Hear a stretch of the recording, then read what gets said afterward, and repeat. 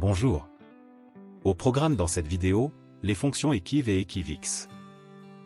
Ces deux fonctions permettent de récupérer la position d'un élément cherché, dans une plage de cellules. Le premier argument de la fonction equiv est une valeur ou une matrice composée de valeurs à chercher. Le deuxième contiendra la plage de cellules dans laquelle la recherche se fera.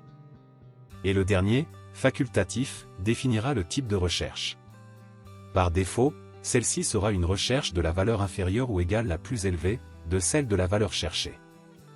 Dans notre exemple, nous recherchons la position de la valeur de la cellule P11 soit out, dans la plage C2N2, et nous voulons une correspondance égale en indiquant 0 en dernier argument.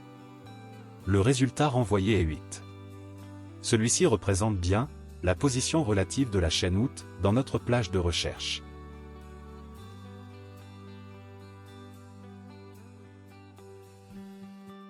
Maintenant, nous recherchons la position de la valeur contenue dans la cellule P12 soit Henri, dans la plage allant de B3 à B8.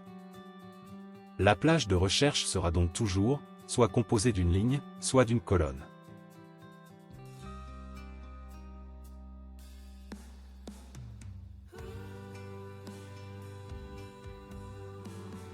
Nous voulons trouver la position du total de Emmeline située en cellule O3, dans notre plage allant de T3 à T7.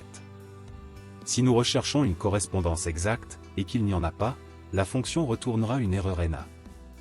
Par contre, en choisissant l'option « inférieure à » en troisième argument, nous obtiendrons la position de la valeur inférieure la plus élevée. En l'occurrence, nous obtenons 2, ce qui correspond bien à la position de 70 000, qui est bien la valeur inférieure à 74 621, la plus élevée. À noter que notre plage doit être triée en ordre croissant, pour obtenir résultat valide. Si nous choisissons d'obtenir la position de la valeur immédiatement supérieure en mettant -1, en dernier argument, la plage de recherche doit être triée en ordre décroissant. « 80 000 correspond bien à l'élément immédiatement supérieur, et sa position est bien 3 dans la plage.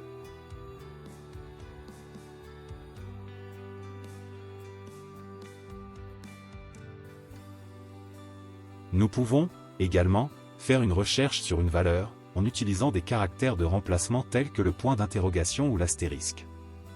Ici, nous recherchons la position du premier mot qui commence par SE. C'est bien la position du mois de septembre qui est renvoyée.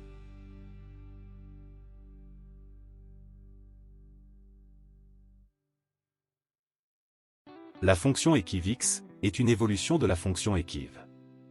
Le premier argument définit la valeur ou la matrice à chercher. Le deuxième, la plage de recherche, composée soit d'une ligne, soit d'une colonne. À noter que contrairement à la fonction equiv, la valeur par défaut de la fonction equivx est une recherche de correspondance exacte.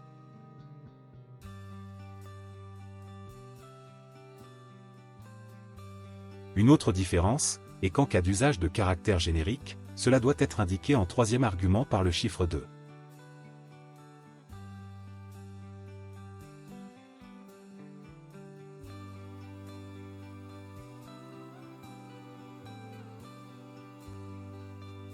La valeur du troisième argument pour obtenir la valeur inférieure ou supérieure est également différente.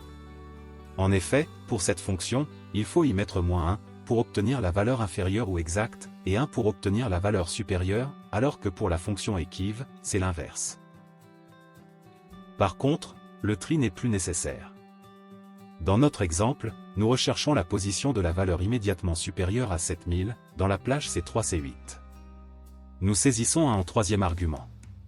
Et nous obtenons la position 3, correspondant à 7372 qui est bien la valeur immédiatement supérieure à 7000 dans la matrice. Ces deux fonctions sont souvent imbriquées dans d'autres fonctions, comme notamment la fonction index. Nous pouvons, à l'aide de celle-ci, retourner la valeur se situant à l'intersection d'une ligne et d'une colonne. Son premier argument définit la plage, dont nous souhaitons extraire une valeur. Dans notre cas, c'est 3N8. Nous utilisons la fonction equivx en deuxième argument pour définir le numéro de ligne. Celui-ci correspondra à la position de l'élément situé en P12, dans la plage en B3-B8. Nous définissons de la même manière le numéro de colonne, en cherchant la valeur du mois en P11, dans C2N2. Nous obtenons ainsi la valeur du commercial Henri pour le mois d'août.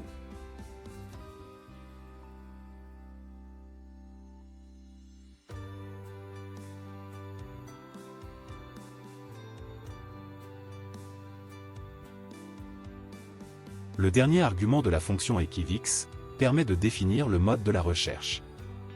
Par défaut, la recherche se fait du premier au dernier, et ainsi nous obtenons la position du premier élément correspondant.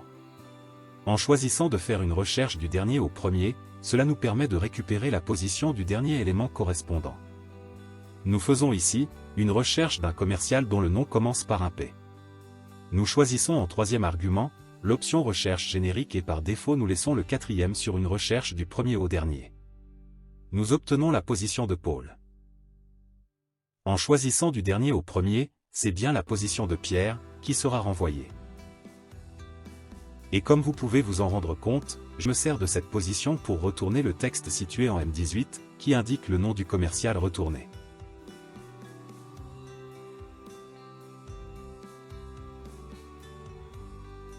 Un dernier exemple d'utilisation de la fonction.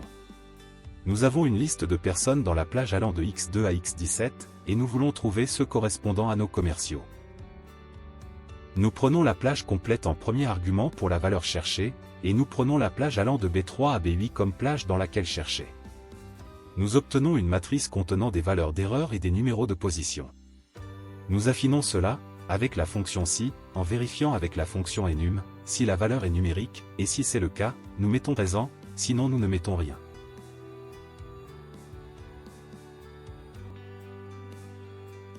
Nous avons, ainsi, identifié les éléments présents de la liste. Ainsi s'achève cette présentation. Nous venons de voir que ces fonctions permettent de trouver la position relative d'un élément dans un tableau, position qui pourra servir dans d'autres fonctions pour par exemple, en extraire la valeur. Merci pour votre attention. À bientôt.